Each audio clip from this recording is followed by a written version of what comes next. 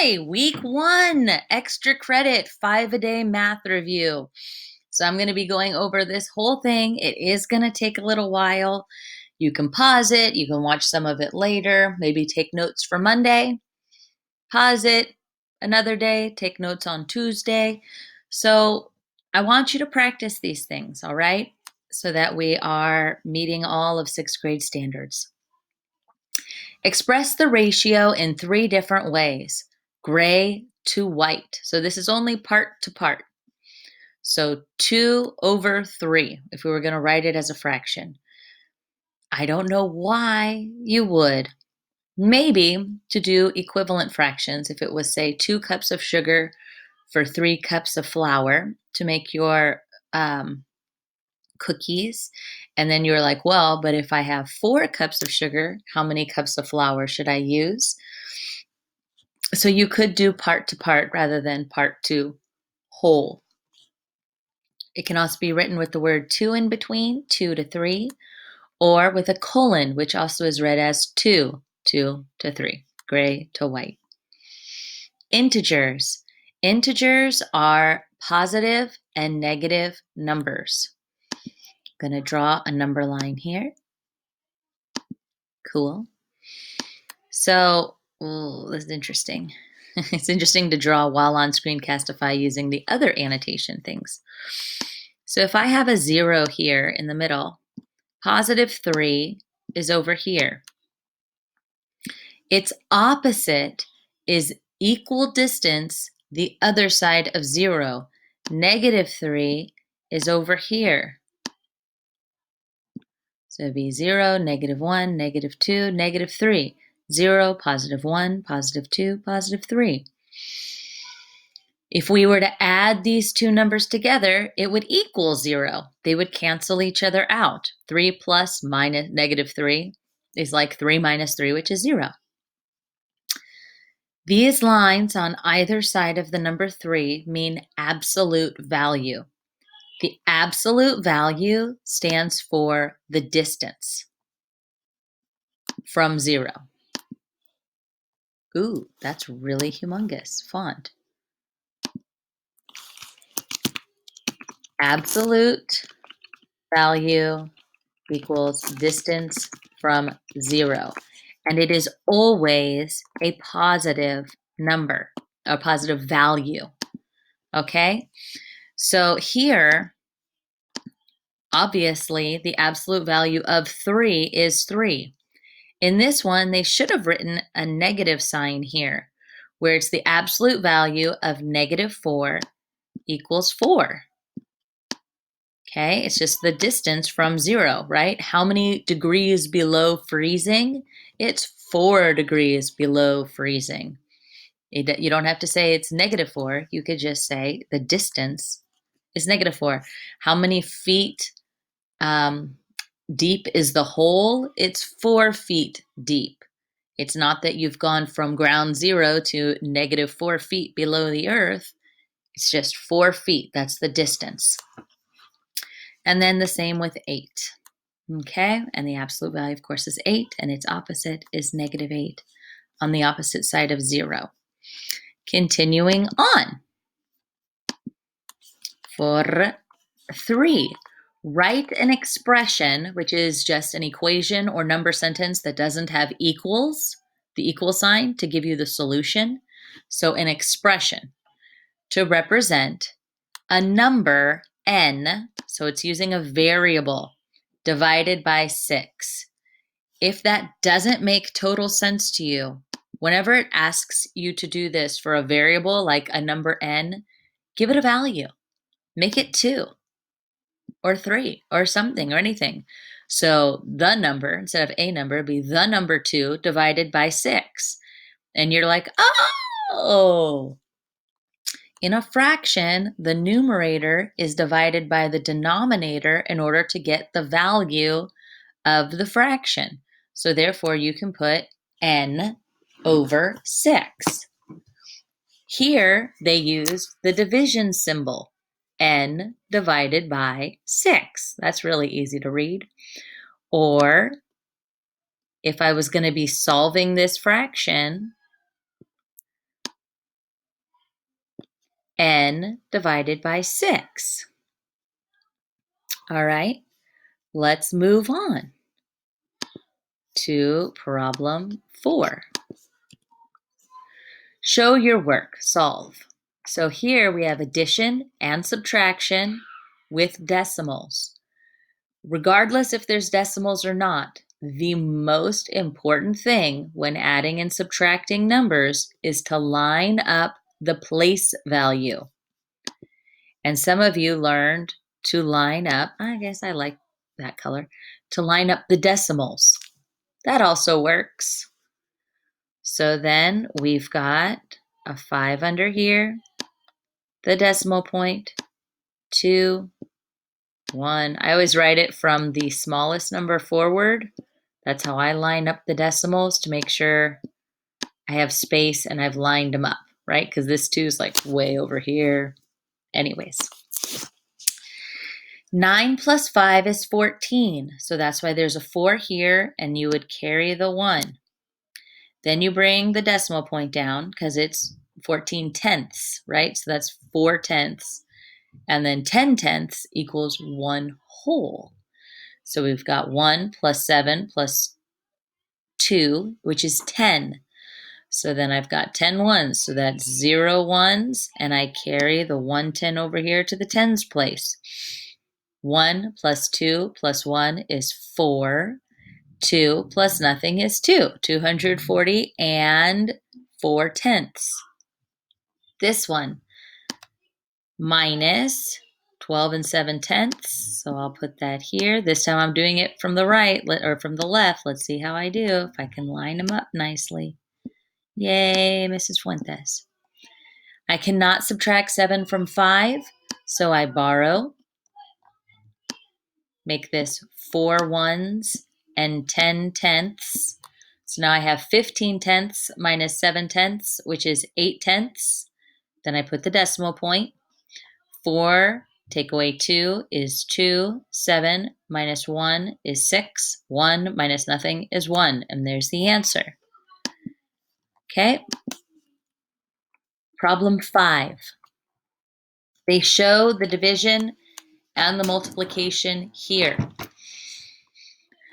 So they have 975 divided by 6. And we can see that there's a decimal after here. They had a remainder, but they don't use it as a remainder.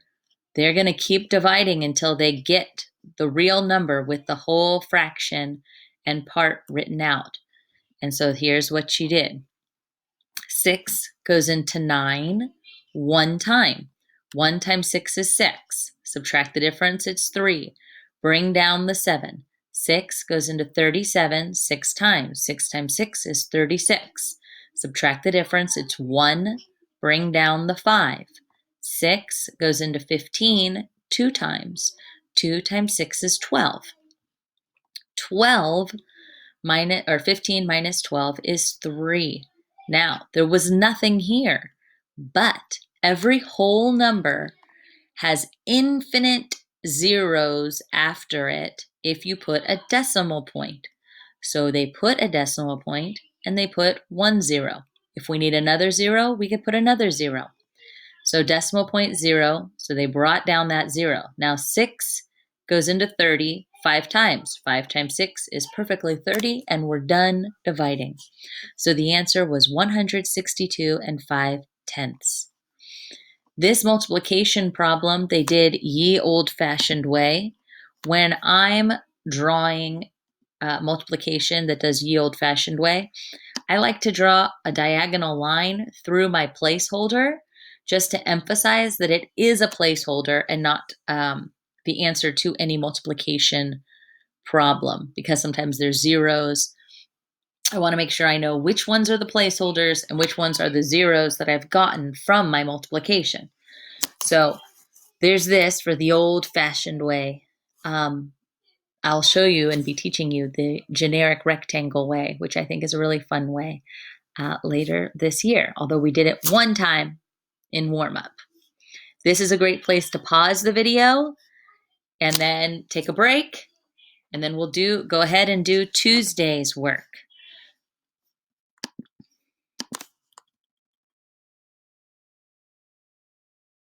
Hi, welcome back. Now you're at Tuesday. 4 shirts for $32. The rate is 4 to 32. The unit rate, they got 1 to 8.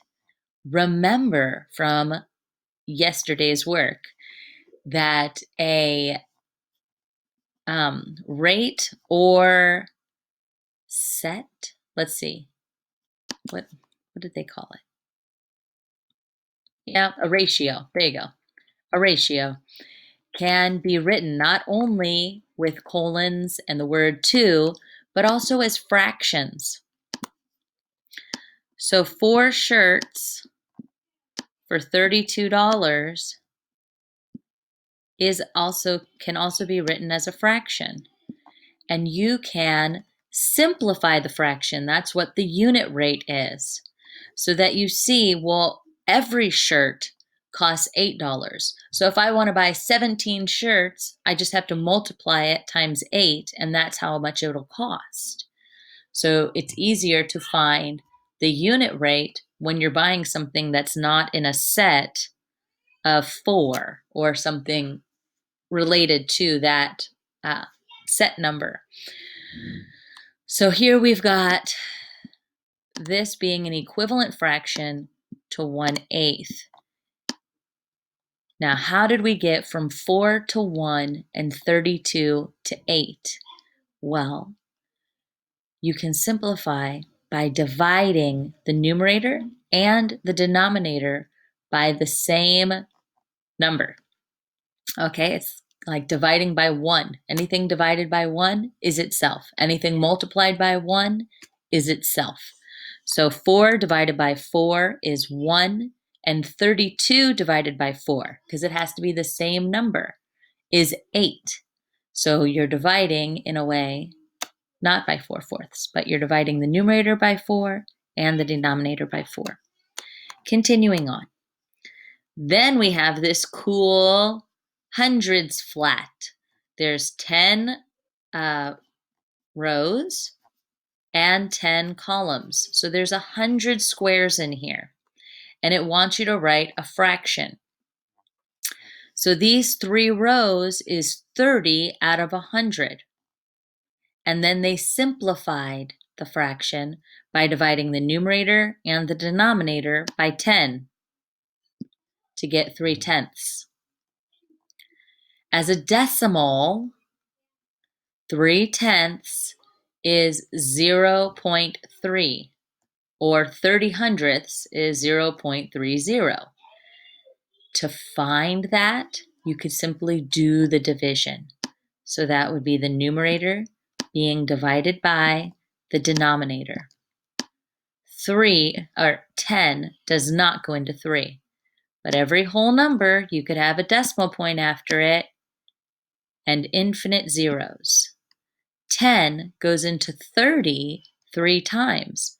So I put the decimal point here, and it goes in 3 times. 3 times 10 is 30, and I'm done dividing because it will, when I find the difference, it's 0. So 0.3, as shown here, or 0.30, because remember, there's infinite zeros after this too, would work as well. Then it wants it as a ratio, and it shows you a few different ways. Let me zoom in a little. So part to part is 30 to 70. Part to whole would be 30 gray to out of 100 total, right? Whole to part could be 100 total to 30 that are gray. And the percent is 30%. Cent means 100. Per 100. Per means for each. For each 100, there are 30 colored in. 30%. Okay, and we'll learn more about that later in the year. But yeah, that's a big topic, and that one's going to be a big one to learn. And what did I do? Oh, okay, when I go to the right, it does that. Sorry for all the fun scrolling around. Here we go. Next one, word problems. I'm sure they're your favorite. They weren't my favorite when I was your age. Takes a while to get them. Ken grew 4/5 of an inch last year. Sang grew 3/8 of an inch. Who grew more and by how much? And the answer was Ken by 17/40 of an inch. So, what are they talking about? They're comparing fractions. So I have to take 4/5. Oh, Lord have mercy. 4/5. And I have to either do less than or greater than or equal to. And I'm going to erase this. Don't you worry. Oh, no, not all annotations. Okay. The other fraction, which is 3/8. Come on, erase. Oh, fine. Whatever. So, many of you know it's hard to, unless I had,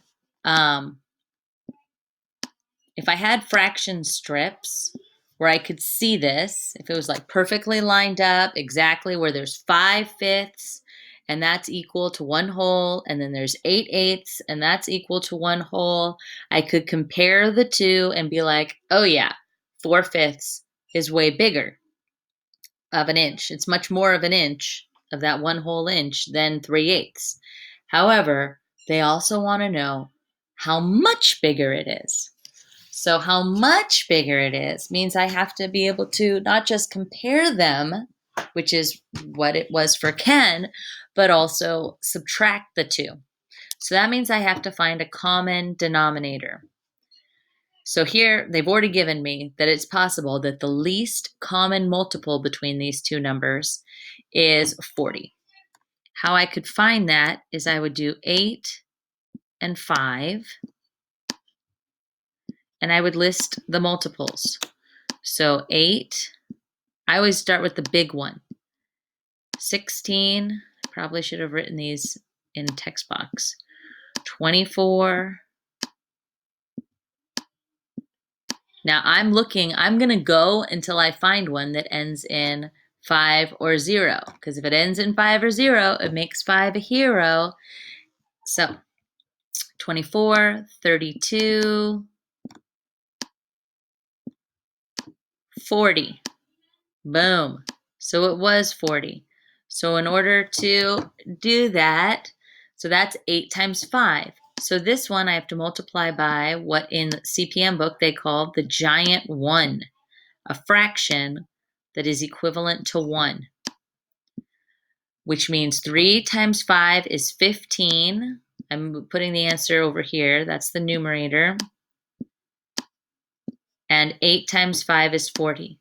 So 15/40 is an equivalent fraction to 3/8. In order to get the 5 over here equivalent, have a denominator of 40, I have to multiply this one times the giant 1 of 8/8. Then I get 5 times 8 is 40.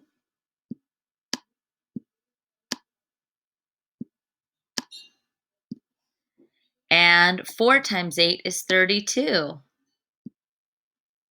And now in order to find out how much bigger, how much more Ken grew than sang, I have to subtract the difference. So really, I'm only, because the denominators are the same, I can just subtract the numerators. So it's going to be out of 40ths, and it's 32 minus 15, and I've already got the answer, so you know how to find the difference between 32. Okay, and so it's 17/40 of an inch. Awesome. Now, let's do the very last one. And then I think I'm going to make a second video just because I have another class coming up. I'll have to make a second video for Wednesday and Thursday. All right? So this is just part 1 of week 1. Complete the table and then complete the graph coordinates. So this is, ooh, Delali. So this is y equaling x plus 2. So any value, any number that we put in for x is going, y will be 2 bigger. So x is the independent variable. I know, right? Always new things to say. You're like, just when you thought Miss Fuentes taught you everything, there's always more. X is the independent variable, and that is a horrible color. I thought it'd be all right, but it's not. And Y is the dependent variable. So X, you get to choose what you want for X. You didn't have to pick 3, 4, 5 like they did. Just makes it easier to pick the next biggest number and to see the pattern. But you could pick whatever you want. You could pick 17, 24, 86. Okay, it's not going to fit on this graph, but it's up to you. It's whatever you want. And then Y depends on, it's dependent on whatever you chose for X. It's going to be whatever you chose for X plus 2. So when X was 0, Y was plus 2. When X was 1, Y was 3. When X was 2, Y is 4, etc., etc. And then it's about plotting the points or coordinates. These are coordinates. X, Y. Oh, do I have my text box? I do. So give it to me. X, Y coordinates. Oh, let me raise it up. Y coordinates are written like this, and so this table has already got them in order. Okay, X is the horizontal axis, Y is the vertical axis, and they've labeled them for you. So nice. So when X is 0, which is right here, Y is 2. That's what this dot is. When X is 1, Y is 3. When X is 2, Y is 4. When X is 3, Y is 5. Okay, and there's where you put the dots. First, you go over whichever direction X value is, and this, of course, being 0. And then you go up or down whatever the value of Y is. All right, that's the first half of week 1 answer review. The other half will be in a second video. Bye-bye.